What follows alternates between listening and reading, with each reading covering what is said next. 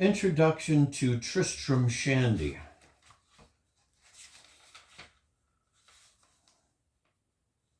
by Laurence Sterne. Introduction by Cedric Watts. Quote, I begin with writing the first sentence and trusting to Almighty God for the second. End of quote. Laurence Sterne. Laurence Sterne's astonishing novel, The Life and Opinions of Tristram Shandy, Gentleman, appeared in 9 volumes between 1759 and 1767. It is the brilliant culmination, though obviously not the conclusion, of what could be termed, quote, the literary Saturnalian tradition, end of quote, an eccentric tradition of comic and satiric works of literature, which are pedantic and anti-pedantic, replete with learning while mocking that learning. Works which now draw us into their fictional worlds and then draw attention to their fictionality. The Saturnalia was a riotous festival in which slaves and masters changed places. And this literary tradition has qualities of exuberant, deliberate disorder, invoking boundaries and anarchically transgressing them. Like a rebellious servant, the author or narrator, instead of being self-effacing, is self-revealing and exposes the devices which normally are concealed. Often, elaborate erudition is combined with farcical and indecent humor, and apparent piety may be counterpointed by modes of irreverence or skepticism. The Saturnalian tradition is well over 2,400 years old, extends through postmodernism to the present day, and is likely to continue for many years to come. The surname of Sterne's Tristram is fitting. In the 18th century, the adjective shandy could mean wild, a little crack-brained, somewhat crazy, which suits the ludicrous, and fantastic features of his writing. If we seek precedents for Sterne's bizarrely extreme experimentation, we can find plenty. Among them are Aristophanes' The Frogs, Rabelais' Gargantua et Pantagruel, Cervantes' Don Quixote, Burton's Anatomy of Melancholy, Pope's Dunciad, with its scholarly and pseudo-scholarly paraphernalia, Swift's Tale of a Tub, and Fielding's Joseph Andrews and Tom Jones. Rabelais, Cervantes, Pope, and Swift are cited on various occasions in Tristram Shandy, and Sterne borrowed material from the Anatomy of Melancholy. Aristophanes' comedy, a prize winner in 405 BC, parades layers of illusion and then draws attention to their illusoriness. The fictional characters mocking the real audience and the contemporaneous public.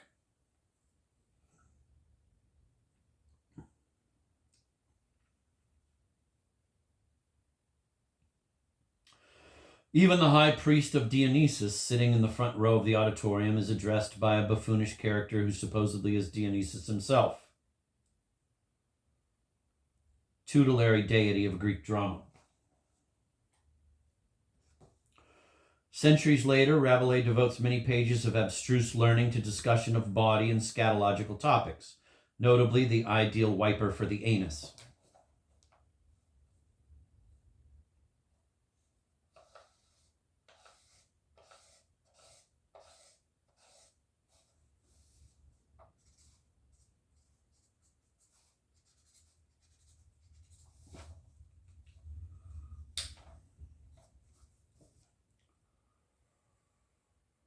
Cervantes, in a narrative which confuses reality with illusion, introduces promising tales, but then lets them be repeatedly interrupted. Robert Burton's Anatomy of Melancholy, partly comical and partly serious, uses the topic of melancholy as the pretext of a vast encyclopedic work which was avowedly written to hold melancholy at bay. Alexander Pope's mock-heroic Dunciad deploys an abundance of scholarship and scatology to satirize, among others, learned scholars. Jonathan Swift's Tale of a Tub, a satirical account of religious differences, offers blanked passages, filthy allusions, and digressions which include even, quote, a digression in praise of digressions, end of quote. Henry Fielding, in turn, delights in teasing and tantalizing the reader, engaging her or him in critical discussions and changing the subject at a point where the reader is keen to know what happens next. The attempted rape of young Fanny is interrupted by 2 chapters of, quote, facetious dialogue, end of quote, and, quote, grave and truly solemn discourse, end of quote, which the author professes to fear will not make adequate compensation for, quote, the anxiety which the reader felt on the account of poor Fanny, whom we left in so deplorable a condition, end of quote. By the mid-18th century, the novel was evolving in different ways. Some novelists, notably Daniel Defoe, as in Robinson Crusoe and Moll Flanders, and Samuel Richardson, as in Pamela and Clarissa, were pursuing realism so effectively that the fictional lives resembled intimate biographies or autobiographies. Indeed, some of Defoe's writings, notably his Journal of the Plague Year, caused generic confusion. Packed with convincing empirical detail and social topicalities, such works developed the realistic tradition which would extend notably through the works of Jane Austen, George Eliot, and Arnold Bennett to the present time. Alongside such realism were works which were then termed romances. In these, the locations were exotic and the adventures often melodramatic. Here, empirical plausibility mattered less than escapism and excitement. This romance tradition incorporated the Gothic genre, and its 18th century leaders included Horace Walpole and Anne Radcliffe, followed by Mary Shelley, Edgar Allan Poe, and Wilkie Collins. Much later, a famous practitioner was Stephen King. Another way of responding to the realist tradition was satirical and comical. The fantasy of Swift's Gulliver's Travels mocked supposedly veracious travelers' narratives and Defoe's empirical illusionism.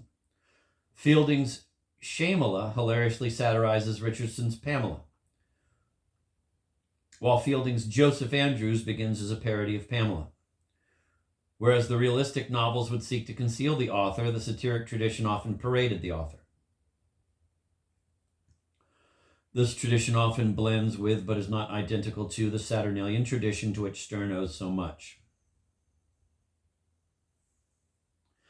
Even the didactic, realistic novels of Richardson, however, by developing the technique of writing to the moment, catching the second-by-second thoughts of a character, may have influenced the detailed rendering of mercurially swift thought processes which we find in Tristram Shandy.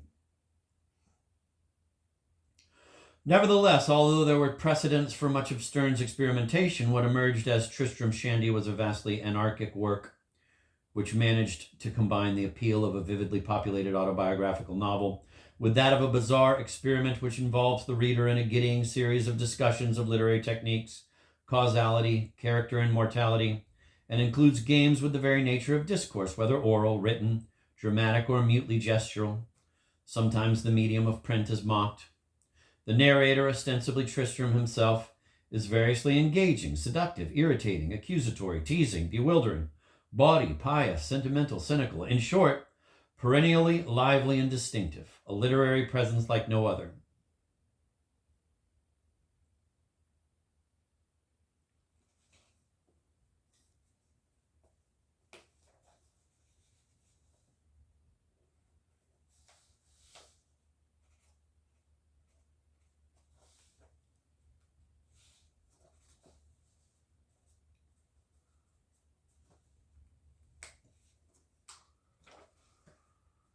Laurence Sterne, 1713 to 1768, who was educated at Jesus College, Cambridge, and later became an Anglican priest, was born into the period of English culture which is often termed, quote, the Age of Reason, end of quote.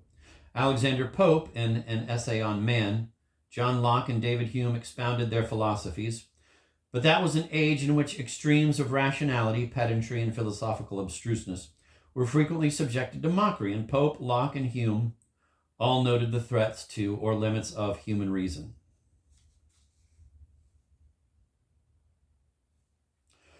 The early 18th century was a great era of satire and irony. Locke is openly praised and implicitly mocked by Sterne.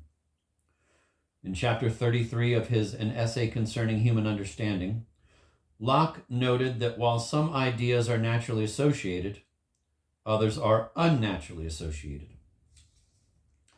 As an example of the latter, he cites a gentleman who, having learned to dance in a room which contained a trunk, was thereafter able to dance only in a location where the trunk was placed. Many religious controversies, says Locke, stem from false associations. This is a, quote, sort of madness, end of quote, which, quote, universally infects mankind, end of quote, and needs, quote, prevention and cure, end of quote. Sterne seems to delight in the comic potential of Locke's unnatural associations and casts doubt on the possibility of, quote, prevention and cure, end of quote. What deeply troubled the philosophical Locke has richly entertained the mercurial Sterne.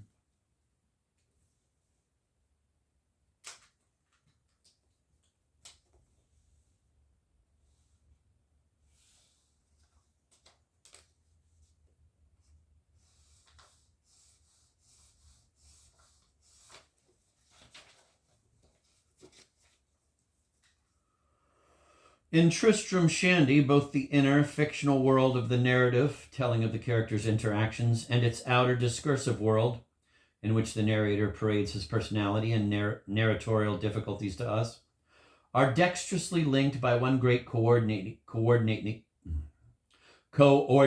theme. That theme is threatened potency. The world in which the character Tristram moves is a world in which masculine potency is constantly under threat. The outer world in which Tristram strives to build his autobiographical narrative is also one in which his masculine potency as author is repeatedly subverted. Indeed, the very conclusion of the inconclusive narrative confirms this coordinated thematic concern. Quote, "Lord," said my mother, "what is all this story about?" "A cock and a bull," said Yorick, "and one of the best of its kind I ever heard." End of quote.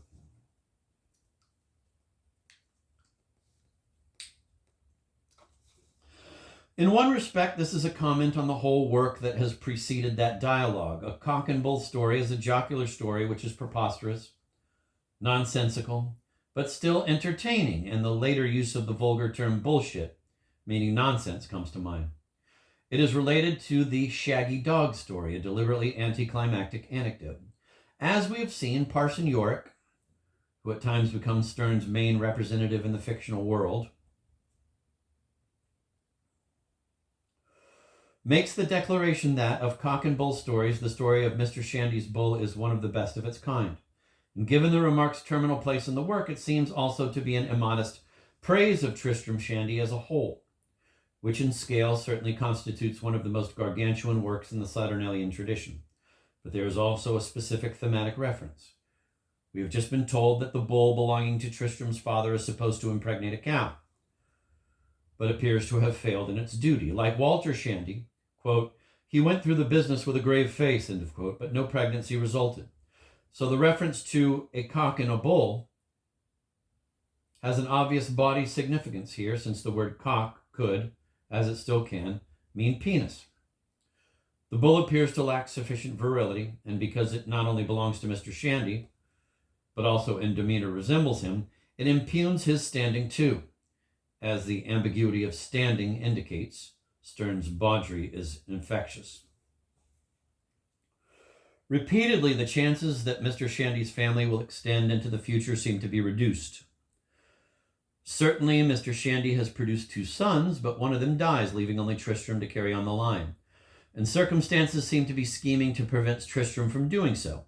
Mr. Shandy believes that the circumstances of conception, indeed of the very moment of insemination, are crucial to the well-being of the offspring. And lo and behold, at the very inception of the narrative and of Tristram, we are told that the vital energies are dissipated at the crucial moment. Mr. Shandy, about to have a sexual orgasm, is interrupted by his wife. "Pray, my dear, have you not forgot to wind up the clock?" Thus, instead of being launched with vigor into life, poor Tristram is engendered by an enfeebled flow of semen. The animal spirits are dispersed, and the poor spermatozoon may have reached his journey's end miserably spent, his muscular strength and virility worn down to a thread. Page 4. Furthermore, Mr. Shandy believes that the midwife should ensure that the brain of the newborn is undamaged by permitting a feet foremost delivery. But in the rush and confusion to deliver Tristram, the head emerges first, and with thematic inevitability, the boy's nose is crushed by the man-midwife's damaged forceps. The text, with gleefully prurient pre-Freudianism, repeatedly makes the point that the nose is a symbolic representative of the penis, and therefore a damaged, flattened nose augurs badly for Tristram's powers of paternity. The more the author declares that by a nose he means a nose and nothing more nor less, the more his own narrative emphasizes the phallic significance. Indeed, in chapter 32 of Book 3, which immediately follows that declaration, we are shown that an earlier marriage hinged on an ancestor's ability to persuade his bride-to-be that his nose, though small, was, quote, a full inch longer, end of quote, than his father's, and thus implied sufficient sexual power for procreation. If you doubt the pervasiveness of this novel's concern with sexual adequacy, consider the apparently digressive tale of Fruitatorius and the hot chestnut. The nut, predictably, somehow falls into the open flies of his breeches and threatens to emasculate him. Again, the widow Wadman loves Toby, but will not proceed in the matter until she is reassured that his war wound in the groin has not impaired his virility. The wound, nevertheless, was perilously close to his genitalia. Tristram's father believes that a person's character is decisively influenced by the given name. He therefore chooses for his son the name Trismegistus, meaning thrice great, a name invoking the wisdom and power of the legendary Hermes Trismegistus. As Walter Shandy explains to his brother-in-law, this Trismegistus was the greatest Toby of all earthly beings. He was the greatest king, the greatest lawgiver, the greatest philosopher, and the greatest priest. Sir Isaac Newton had translated the emerald tablet ascribed to this magus, and as the translation makes clear, the tablet bore a creation myth, a story of the original act of creation whereby the sun engendered life on earth. So the name Trismegistus invokes potency. Not only the power of wisdom and authority, but also procreative potency. After his son's birth, the baby's survival is in doubt, so that Walter fears that the good name will be wasted. The infant survives, but needless to say, the father's plans are, as usual, frustrated. The maidservant Susanna, who is entrusted with passing the name to the priest, hesitates in uttering it, and the priest thinks that it should be Tristram.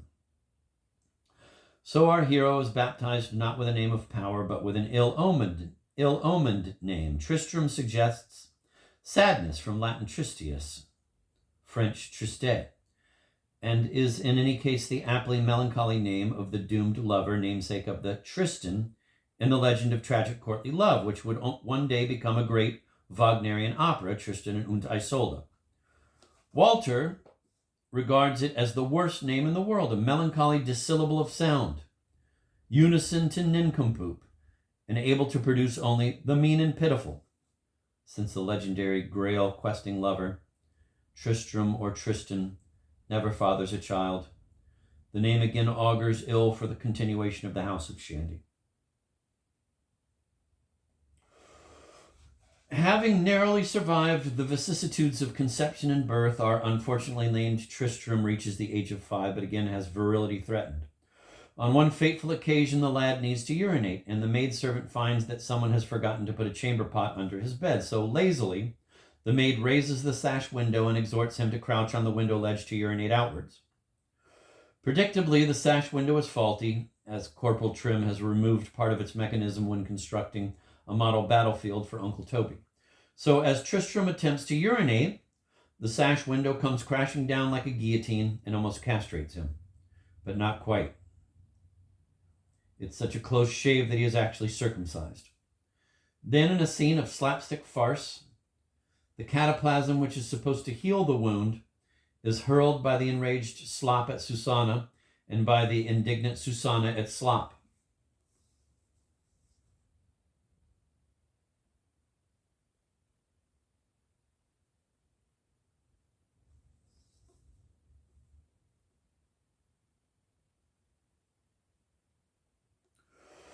Later, as an adult, Tristram is threatened by consumption. We are told that by traveling abroad to the warmer climate of southern France, he hopes to outdistance death. So now the chances of fatherhood are threatened by the Grim Reaper himself, Laurence Sterne, who would die of consumption.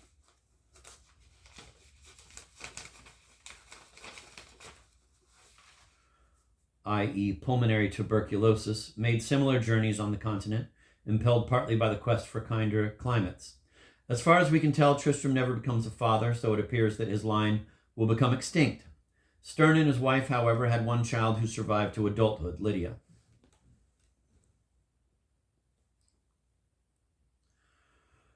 His marriage was a failure as he was repeatedly unfaithful and his wife had a nervous breakdown. Sterne wrote numerous romantic letters to a young married woman, Eliza Draper, which were published in 1773.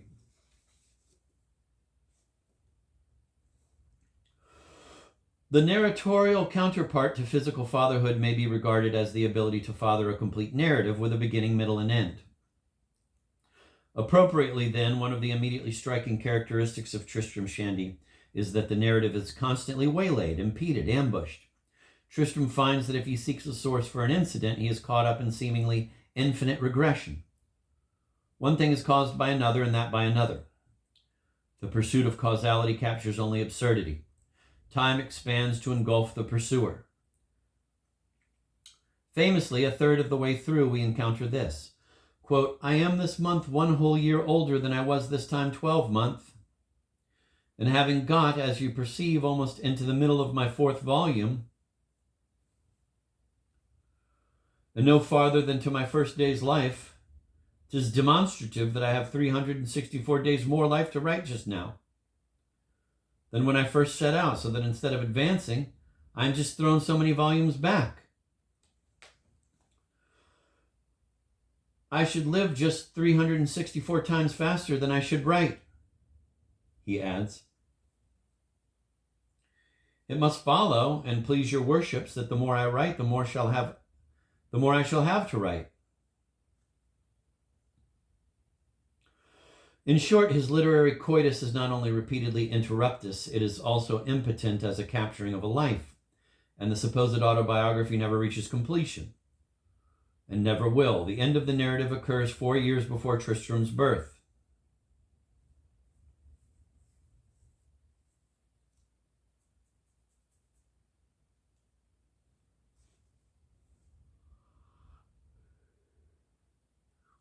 Thus, Tristram Shandy as a whole is a cornucopian memorial to threatened potency.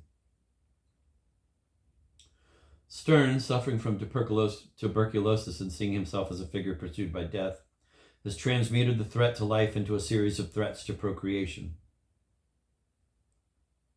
whether biological or literary. Nevertheless, the work is vibrant with creative energy and exuberantly self-referential devices. Sterne offers us blank pages, for instance. One is for us to complete. He shows marbled pages to represent the nature of the work. Funereally blackened paper commemorates the deceased Parson York. Chapter 24 of Book 4 is missing because we are told the narrator has torn it out. Other omitted material is restored out of sequence. Chapters 18 and 19 of Book 9, for instance. The narrator places a dedication well inside the book and offers it to the highest bidder. He provides diagrams of the narratives of different volumes of the work, giving, in effect, a map of the digressions and promising that he will try to provide a more direct account in future, a promise which he predictably fails to keep. He frequently addresses the reader, who is variously regarded as female, male, and multiple, and he repeatedly seeks to embroil us in the narration by guessing or impugning our responses.